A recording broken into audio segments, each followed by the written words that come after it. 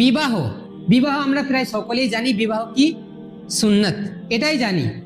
কিন্তু বিবাহ আবার ব্যক্তি বিশেষে হুকুম চেঞ্জ হয়ে যায়।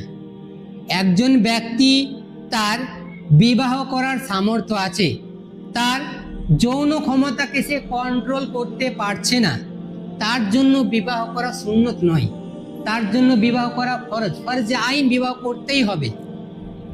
সে পাপ থেকে বাঁচতে গেলে তাকে বিবাহ করতে হবে, তার জন্য ফরজে আইন, ফরজ, তার জন্য তখন সুন্নত নয়।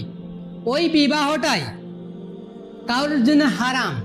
আমার যৌন ক্ষমতা নাই, আমার স্ত্রীকে খাওয়ানো পড়ানোর মতো কিছু নেই, মানে আমার যেটা তাকে নিয়ে এসে তাকে সুখ দেব এটাই আমার মধ্যে নেই, আমার জন্য হারাম, বিবাহ করা চলবে না। তার কারণ আমি তাকে নিয়ে এসে পাপে ফেলবো। আর সাধারণভাবে বিবাহ হুকুম হচ্ছে সুন্নাত।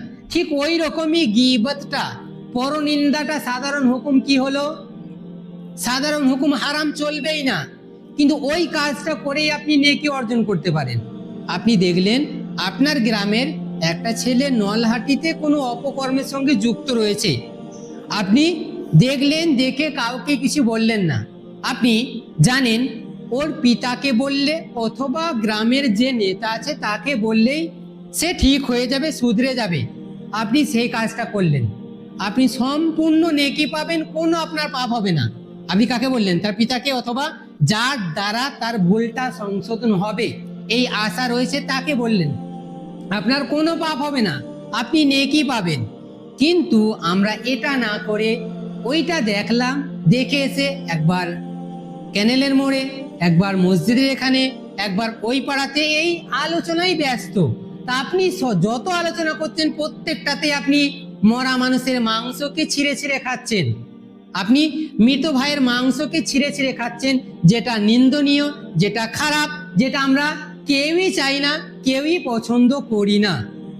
ঠিক কখনো কখনো পরনিন্দা করা সেটা অপছন্দনীয়, তারপরেও জায়েজ রয়েছে। সাপোজ একটা বিবাহের প্রস্তাব নিয়ে কেউ আসছে এই গ্রামে, তো ছেলেটার ব্যাপারে জানতে চাইছে, আপনার কাছে তথ্য আছে, তা আপনি তথ্য মোটামুটি দিলেন, ছেলেটার এই গুণ আছে, তো এগুলি বলা যেতে পারে। কেননা আল্লাহ রসুল তিনি নিজেই আবু জাহামের ব্যাপারে, মুয়াবিয়ার ব্যাপারে তিনি এ কথা বলেছেন যে তাকে বিবাহ করবে সে তো লাঠি নামায় না, খুব মারে, আর ওকে বিবাহ করবে তার তো ধনসম্পদ নেই। তাহলে কিছু এমন ক্ষেত্র আছে যেগুলো বলার প্রয়োজন, সেগুলি বলতে হয়।